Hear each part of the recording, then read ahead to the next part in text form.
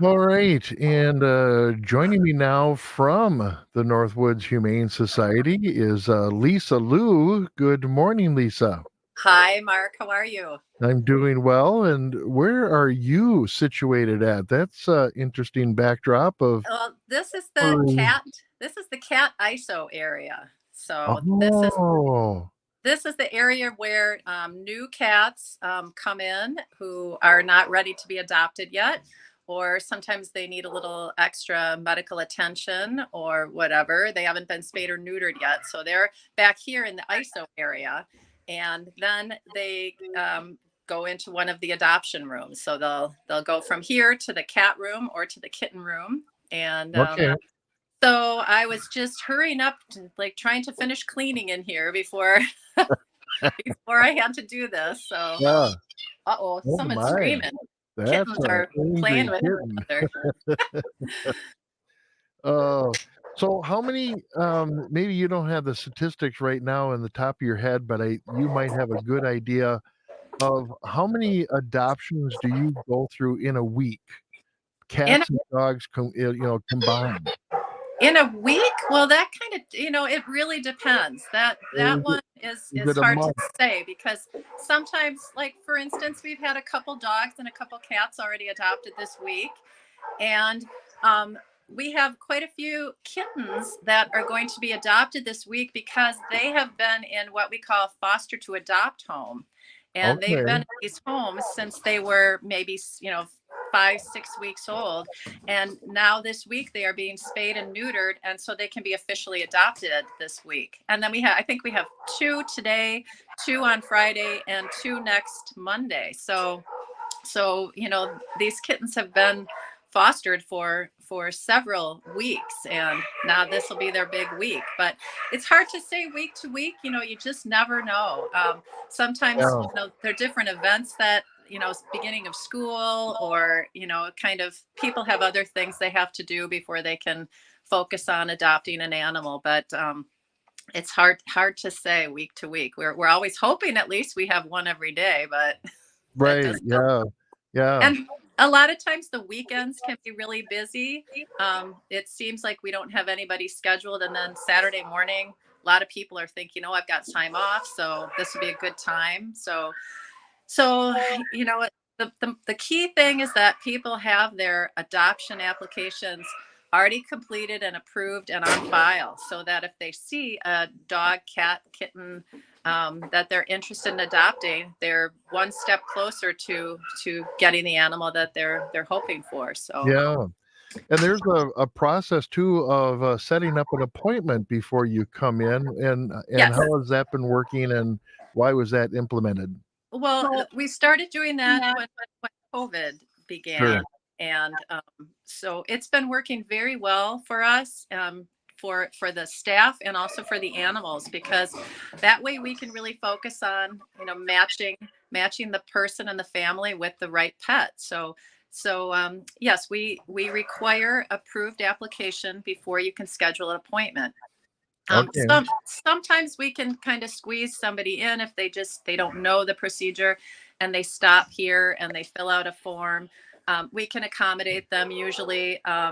Most of the time we have to, check if they rent. We have to check with the landlord, and we Sure. have to check if their other pets, if their dogs are current on rabies vaccination. But most of the time, if someone comes and is interested in adopting, we do our best to try to accommodate them and find them a new pet. So Sure. And what if someone just wants to come in and browse? Do you still we do. require an appointment for that? Yes, we do. And that's Okay. been one of the big changes since COVID, is that we don't have that kind of browsing. You can come in, and if you fill out the form here and it are approved, then we usually can give you a tour. But most of the time it's just too stressful, especially for the dogs. So we try to we Sure. try to schedule appointments. Plus, it's hard for us if we already have somebody scheduled, and someone just people who are scheduled and have made an appointment. So Yeah. And so we I know from personal experience when I've been there, it's nice to have the attention of a volunteer or a staff person to talk about the different animals that are there if I'm visiting the dogs or the cats, and you tell people about some of the special needs that maybe a cat has or a dog, and you're able to give that personal concierge sort of experience. Exactly.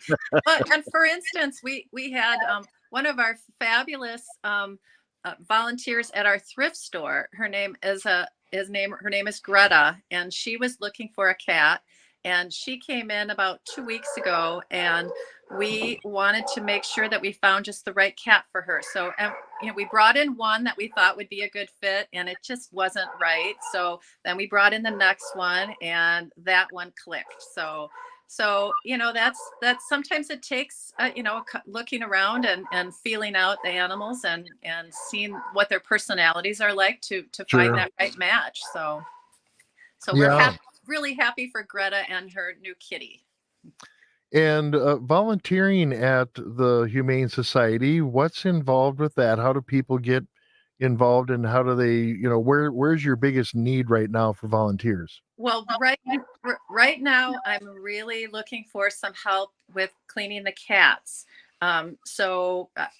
We usually have two volunteers every day. Like for instance, I have Kathy in the cat room today, and I have Alan in the kitten room today, and Okay. that leaves me to be able to clean and focus on the isolation area.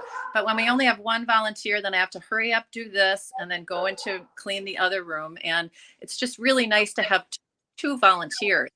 Um, Sure. and several of our volunteers are snowbirds, so we lose them in the winter. And Oh, okay. right now, and a couple of them are going on vacation. One of them is out of the country right now. So, we're pretty flexible, but and some people can move around. Like last week, Alan had jury duty, and so he couldn't Okay. come Wednesday, but he was nice enough to volunteer to come on Saturday. So he made up for his missed his civic duty. Sure. So helping with the cleaning in the morning is actually, it's really fun. And both of these guys, Kathy and Alan, have been volunteering for close to 20 years. So, Sure. and usually we just ask for 1 day a week, and we are very flexible about the timing. Now, these guys both were here at 7:30 this morning, but I have a couple other volunteers whose schedules make it a little more difficult to get here that early. So they come at maybe 8, even 8:30. Sure. And it still is a huge help to me and to the cats. So yeah, we're very flexible about time. And usually it takes a couple hours, and it really depends on how much time you want to spend, cuddling the cats and hanging out with them and giving them Sure. lots of attention. I have some volunteers who have, other things that they have to get done during the day. So they come in, they do their cleaning, and they're out of here. And that's wonderful too. But we also have some that just kind of hang out and have a little snack and pet the cats. And so Sure. so it's a lot of fun, and you get to meet the animals and spend a lot of time helping them. And the And yeah, cleaning isn't really all that difficult. Now, I was going you're to ask, what's the responsibilities of cleaning besides the cat box is probably number well, one. the cat Uh, box and making sure that they have kind of a freshened up area, and food and water are the most important. Now, years ago, we used to do a type of cleaning where we would just spray everything with bleach and scrub everything down. And since then, the thinking in sheltering has really changed to, cats really are sensitive to smells, and right. Yeah. spray their whole cage down with bleach is not doing them any favors. So if a cat's going to stay in that same cage, you know it, they would prefer that it smelled like them, and it's very helpful, and it reduces a lot of stress for the cats. So, which is also important in preventing different kinds of upper respiratory diseases or things that are brought on by stress. So Sure. to have that cage still kind of smell like them, obviously if it's messy, we wash the towels and stuff. But the thinking has changed from hazmat suit to you know, Yeah. just kind of straighten up the towels and put some toys in their cage and make it a nice comforting place for them to be. So 'Cause yeah. cats, like, unlike dogs, they take care of their environment themselves a lot, and, They um, are they they're are pretty pretty clean clean, animals. although I'll tell you, we've got some messy kittens right now. So, Well, they haven't learned yet, so and it's not because they're not using the box, it's because they're just playing so crazy and they're jumping around, they're knocking stuff around, they're in their food bowl in the water. They're yeah, they're they're so much fun, but they're messy. yeah. So yeah, so right now I really could use some help. And usually we have people pick one day, or we've had some people that have been kind of flexible as far as being able to fill in. But it's going to be 7:30 to 8 for a couple hours. Most people are done by 11 o'clock when we open. But you're certainly welcome to hang out and play with the cats and give them some more attention as long as you want to. Yeah, right. And talk about, you mentioned, foster care of some Mhm. animals. How does that work? And do foster care, humans always end up being the adopters of animals, or is it really not expected of the Um, foster care family to do that? well, no, not really. Usually, if people commit to doing what we call foster to adopt, so that means you're going to foster up until the point where you can officially adopt, and usually it's going to be a kitten or puppy. So they can't be officially adopted till they are spayed or neutered. So Oh, okay. so you can enjoy them and play with them and grow with them and watch them develop. And then once they're ready to be spayed or neutered, then they can be officially adopted. But we also always have a need for people to just foster kittens, or maybe a animal that's recuperating from an illness. We have a great cat foster mom named Gina, and she is already at her max for cats, and she's not allowed to bring any more home. But she fosters 20 is the limit, right? she fosters kittens all the time, and Uh, she does a wonderful job, and she brings them back, and she's sad to see them go, but she's always happy that they're going to find a wonderful new home. yeah. So so yeah, both things work well for us. And So when fostering we have can be a lot of animals, it's key to us being able to help more, is putting right. some in foster homes. So And being a foster, human is kinda like a try before you buy, because maybe it won't work out and, you You know know, I think I've maybe only had one person so far that has done a foster to adopt, and they said, we just don't think we're ready for a kitten right now, which was yeah, wonderful because they kind of saw what it was like and decided yeah, that they weren't ready for the responsibility. So they did the right thing, and if the kitten found a wonderful new home, so right. everybody wins. And is the same program then available for dogs and puppies? And I'm not Um, sure how many puppies you get, because you don't have a puppy room. no, You kinda mix no, them in with the but dogs. But we do have quite a few puppies that are in a foster home right now. We have two litters of puppies that are in foster homes with their mothers. And Okay. so they will be coming up probably in the next month or so, coming up for adoption. So just in case and I'm not sure what the breeds are, but if anyone's thinking about puppy, I would get my adoption application in right away. And we keep them on file for a year, so if you don't see something right now that you're interested in, there's something will eventually show up that you'll want to adopt.